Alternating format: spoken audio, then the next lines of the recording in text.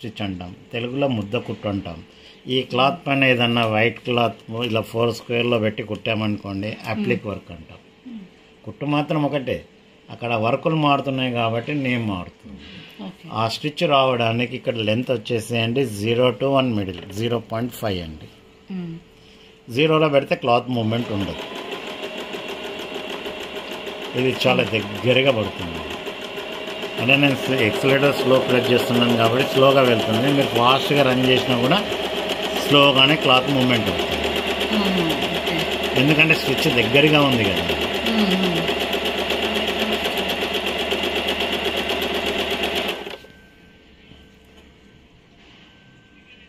ఓకేనా?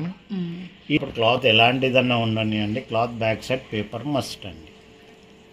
ఇప్పుడు మీరు డ్రెస్ మెటీరియల్ కానివ్వండి లేదా కంప్యూటర్ వర్క్ చేయిస్తే వెనకాల ఫీజింగ్ క్లాత్ పెడుతున్నారు వైట్ కలర్ది, అది మీరు వాష్ చేస్తుంటే వెళ్ళిపోతుంది చూడండి, అది ఫీజింగ్ క్లాత్ అని యూజ్ చేయొచ్చు. ప్రాక్టికల్కి న్యూస్ పేపర్ పెట్టుకోవచ్చు అండి.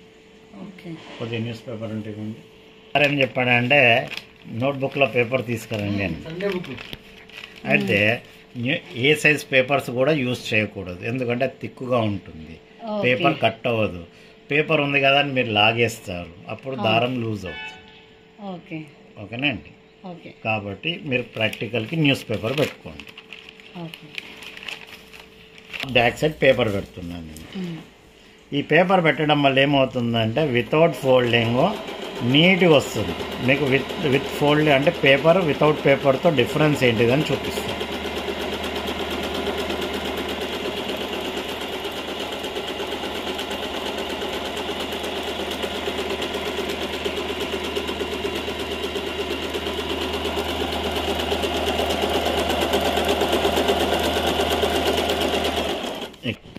ఇది విత్ పేపర్. విత్ పేపర్కి వితౌట్ పేపర్కి ఎంత చేంజ్ ఆఫ్ వచ్చింది చూడండి. అక్కడ ఏమవుతుందంటే వితౌట్ పేపర్ వల్ల నీడిల్ లెఫ్ట్ రైట్ పడినప్పుడు క్లాత్ అనేది ఫోల్డ్ అవుతుంది. ఇక్కడ పేపర్ పెట్టడం వల్ల ఏమవుతుందంటే క్లాత్ స్టిఫ్నెస్ అయ్యి జస్ట్ నీడిల్ వచ్చేసి లాంగ్ అండ్ షార్ట్ పడుతుంది. ఇందులో మీరు కావాలనుకుంటే రన్నింగ్లో C2B అండ్ B2C రన్నింగ్లో కూడా తిప్పొచ్చు, ఓన్లీ ఈ 2 ఆప్షన్లోనే.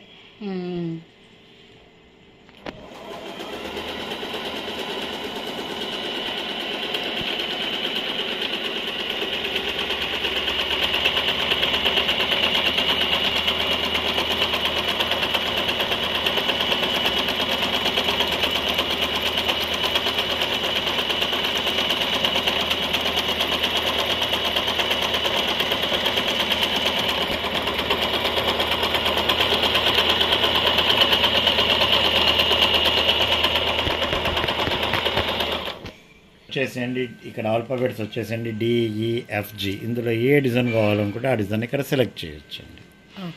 ఇప్పుడు వచ్చేసి నేను Dలో పెట్టాను. Dకి Cకి కంపేర్ చేస్తే ఎక్కువ డిఫరెన్స్ లేదు. ఓకేనండి. C ఈజ్ అ జిగ్జాగ్ అండి, D is a multi zigzag. ఇది C, ఇది కూడా CA. ఇప్పుడు Dలో పెట్టాను. Dకి Cకి డిఫరెన్స్ ఏంటిదంటే చూడండి, Dలో ఏంటంటే మల్టీ జిగ్జాగ్ లాగా 3 స్టిచెస్ పడతాయి. నిడిల్ ఎలా కదులుతుందో చూడండి.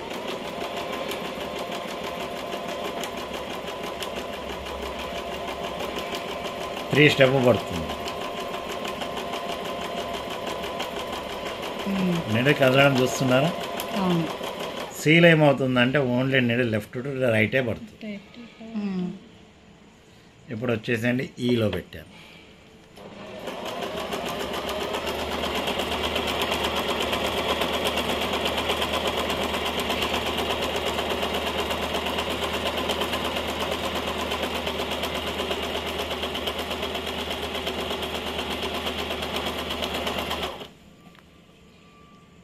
ఇది పూర్వం వచ్చేసండి బటన్ 0.5 పెట్టాం కాబట్టి అది క్లోజ్ పడుతుంది. ఇప్పుడు నేను వచ్చేసండి జస్ట్ లెంత్ ఇంక్రీజ్ చేశాను, ప్యాటర్న్ మార్చలేదు, లెంత్ ఇంక్రీజ్ చేశాను. ఇంక్రీజ్ చేయడం వల్ల డిజైన్ ప్యాటర్నే చేంజ్ అవుతుంది.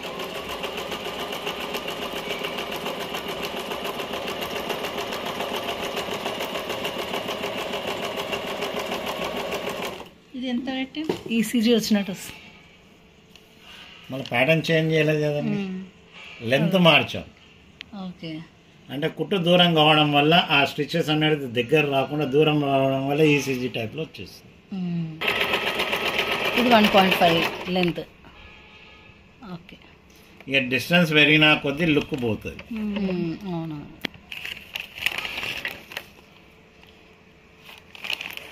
ప్రాక్టికల్ చేయండి. ఓకే. ఇక్కడ చూడడానికి మాత్రం సింగిల్ లెటర్స్ ఇచ్చాడు కదా. అవును. మళ్ళీ ఇక్కడ 2 డిఫరెంట్ టైప్స్ ఆఫ్ స్టిచెస్ పెట్టాడు. అవును. ఇప్పుడు మనం 5 ఆల్ఫాబెట్స్ యూజ్ చేసాం. ABCDE వరకు యూజ్ చేసాం. అవును. ఈ 5 ఆల్ఫాబెట్స్కి ఈ నెంబరే యూజ్ చేసాం. అందుకే ఇక్కడ నెంబర్స్ గ్రేలో పెట్టాడు. ఇక్కడ డిజైన్ కూడా గ్రేలోనే పెట్టాడు. ఇప్పుడు ఈ పింక్లో ఉన్న డిజైన్ రావడానికి SS ఆప్షన్ పైకి రావాలి. ఓకే. ఇలా తిప్పారనుకోండి మీరు 20 ఇయర్స్ వరకు తిప్పినది రాదు. ఎందుకంటే ఇక్కడ నుండి ఇలా తిప్పమని చూపిస్తున్నాడు. SS full form is a standard stitch. అంటే ఇక్కడ ఎలా ఉందో అలా రావడానికి SS అండి. మైనస్ క్లోజ్, ప్లస్ అంటే లాంగ్. అందులో కూడా 3 ఆప్షన్స్ ఇచ్చారు. ఓకే. కింద స్టిచెస్కి రావడానికి మీరు ఏ డిజైన్స్ యూజ్ చేయాలన్నా పేపర్ మస్ట్ అండి. ఓకే. ఇప్పుడు నేను ఈలో పెట్టానండి.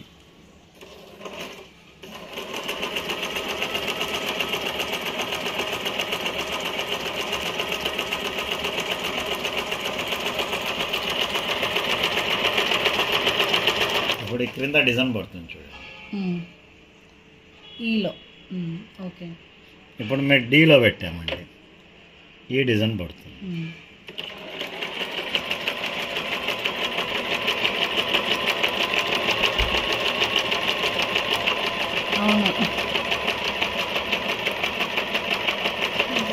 ఇది ప్రజెంట్గా ఎస్ఎస్లో ఉంది. ఇప్పుడు వచ్చేసండి డి ఆప్షన్లో తీసుకున్నాను. ఎస్ఎస్ కాకుండా మైనస్లో పెట్టాను. ఆ స్టిచ్ క్లోజ్ పడుతుంది.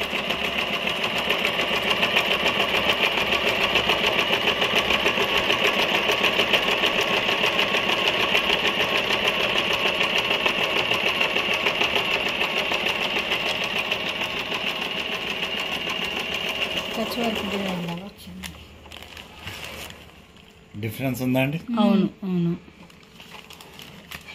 ఇప్పుడు ఇంకా ప్లస్ లో పెడితే ఇంకా కొంచెం దూరం వస్తుంది కదా. ప్యాటర్నే చేంజ్ అయిపోతుంది.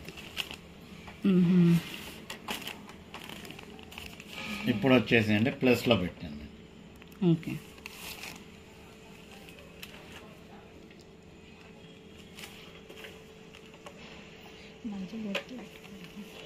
వీడియో ఉంది కదా.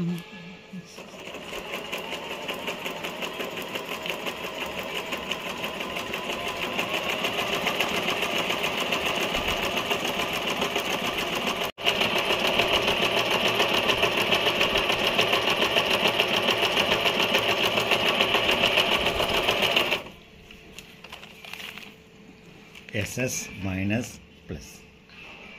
ఇది ఎస్ఎస్, ఇది మైనస్, ఇది ప్లస్. ఓకే. డిజైన్ చేంజ్ అయిపోయింది ఇందులో. అలా మీరు కౌంట్ చేసుకోండి. ఇక్కడే 21 అబవ్ అవుతున్నాయి. ఓకే. అచ్చా, పీకోకి అది మార్చాల్సి ఉంటుందా? ఇది మార్చేసేయాలా కంప్లీట్గా? శారీ పీకో చేయడానికి ఆటోమేటిక్గా క్లాత్ రోల్ కావాలి కాబట్టి ఈ బిట్ మార్చాలి. ఈ ఫుట్ మార్చాలనుకుంటే పాత మిషన్స్లో ఏంటంటే స్క్రూ డ్రైవర్ పెట్టి తీయాలండి. దీంట్లో వెనకాల ఒక హుక్ ఇచ్చాడు స్టీల్ది. ఓకేనా మేడం? అది పైకి నొక్కితే ఇది ఓపెన్ అవుతుంది. ఓకే. ఓకే. చాలా సింపుల్గా.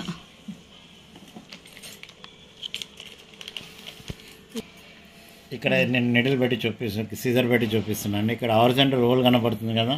ఈ హారిజాంటల్ రోల్ ఈ బాబిన్ లో వచ్చిన థ్రెడ్ హోల్డర్ ఉంది కదా, ఈ హోల్ కి మ్యాచ్ చేయాలి ఇక్కడ. ఓకే. ఇప్పుడు ఈ ఫుట్ వచ్చేసండి హోల్ టు హోల్ మ్యాచ్ చేశాను. ఓకేనా మేడం? చూడండి. ఓకే. రైట్ సైడ్ లో మనం ఫుట్ లిఫ్ట్ చేసేది బ్లాక్ ది ఫుటర్ ఉంది కదా, అవును. ఇక్కడ రైట్ సైడ్ లో పైన కనబడుతుంది. అక్కడ లేదండి, ఇంకా కొద్దిగా తీసుకోండి, ఇంకా పైకి అనండి కొద్దిగా. అది ఈ బ్లాక్ అది. ఓకేనా మేడం? ఇక్కడ అది కిందికి వేసేస్తే లాక్ అయిపోతుంది. ఇప్పుడు అది లాక్ అయిందా లేదా తెలియదు. ఓకే. అంటే మీరు కొద్దిగా ముందుకి ఇలా పెట్టినా కూడా ఫిక్స్ కాదు. హోల్ టు హోల్ మ్యాచ్ అవ్వాలి, అప్పుడే ఫిక్స్ అయింది ఇప్పుడు.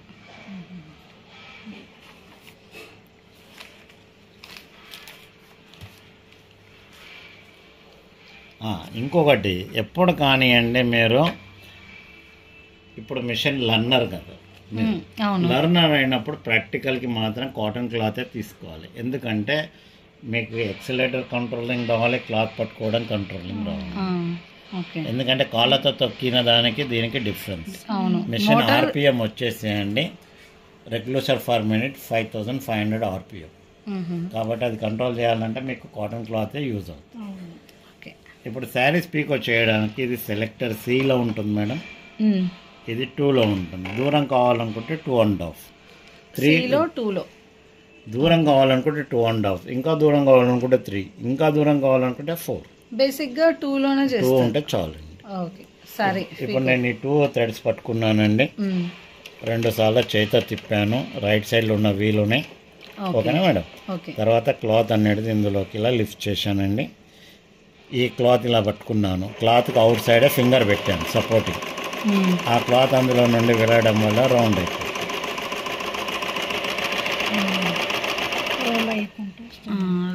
బాగుంది, నీట్గా వస్తుంది.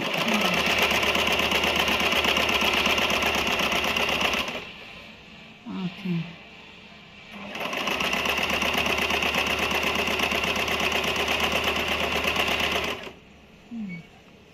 ఒకవేళ ఈ థ్రెడ్స్ ఎక్స్ట్రా ఉన్నాయనుకోండి, పెద్దగా ఉన్నాయనుకోండి, అప్పుడు కట్ చేసుకోండి.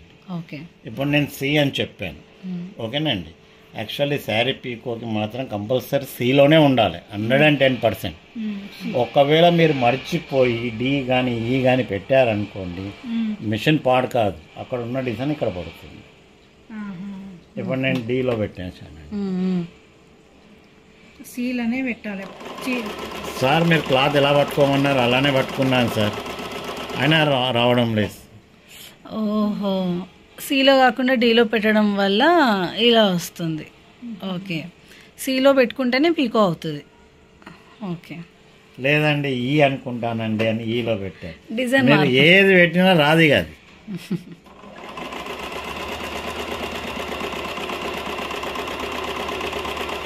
సీలోనే ఉండాలి. ఓకే. పీకో ఫాల్స్ మాత్రం సీలోనే ఉండాలి. మామూలుగా ఇట్లా బ్లౌజు స్టక్ అయినప్పుడు మాత్రం కంపల్సరీ నీడిల్ కంప్లీట్ పైకే ఉండాలండి. పైకి ఉన్నప్పుడు ఈ బాబిన్ బుట్ట తీయండి. ఓకే. ఈ బాబిన్ బుట్ట తీసాక ఇక్కడ 2 బ్లాక్ కలర్ క్లిప్స్ ఇచ్చాడండి. లెఫ్ట్ది లెఫ్ట్ కనండి, రైట్ ది రైట్ కనండి. తర్వాత ఈ పార్ట్ పట్టుకొని ముందుకు లాగితే ఇది మొత్తం సెట్ వచ్చేస్తుంది. ఓకే. అంటే ఈ సరౌండ్లోనే మీకు థ్రెడ్ స్ట్రక్ అవుతే ఓపెన్ చేసుకోవడం. ఓపెన్ చేశాక ఈ మిషన్ వచ్చేసండి 2 అవర్స్ కుడతారా, 2.5 అవర్ కుడతారా, ఎంతసేపునా కుట్టండి. ఒకవేళ 2 అవర్స్ డైలీ కుడితే మాత్రం డే బై డే ఇలా ఓపెన్ చేసి కాటన్ క్లాత్ కానీ బనియన్ క్లాత్ కానీ పెట్టి క్లీన్ చేసుకొని ఇక్కడ ఒక 2 డ్రాప్స్ ఆయిల్, కోకోనట్ ఆయిల్ ఉంటే కోకోనట్ ఆయిల్, లేదా మిషన్ ఆయిల్ ఉంటే మిషన్ ఆయిల్. నేను సీజర్ పెట్టి చూపిస్తున్నాను చూడండి. తర్వాత ఇది క్లీన్ చేసేసుకున్నాక ఈ పార్ట్ పెడతారు కదా, ఇది ఆపోజిట్ రైట్ సైడ్లో ఫిక్స్ అవుతుంది. శబ్దం రాదు, దానికి ఆపోజిట్లో ఫిక్స్ అవుతుంది. ఇలా దీనిపైన ఒక 2 డ్రాప్స్ ఆయిల్ అండి. ఓకేనా మేడం? తర్వాత ఇక్కడ స్మాల్ పిన్ కనబడుతుంది. ఓకేనా మేడం? ఈ స్మాల్ పిన్ ఈ హోల్లో ఫిక్స్ అవుతుంది.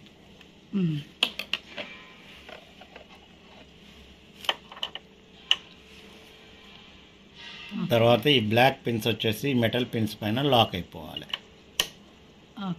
అందరు ఏం చేస్తున్నారంటే ఇలా పెడుతున్నారు, అట్లా కాదు, లాక్ కావాలి. ఇది అలా పెట్టేయడం వల్ల ఏమవుతుందంటే నిడిల్ వచ్చేసేయండి ఆ పార్ట్కి తగిలి విరిగిపోతుంది. కాబట్టి ఇది లాక్. ఓకే. ఓకేనా? స్టాప్. ఇది ఫస్ట్ విజిట్ అండి.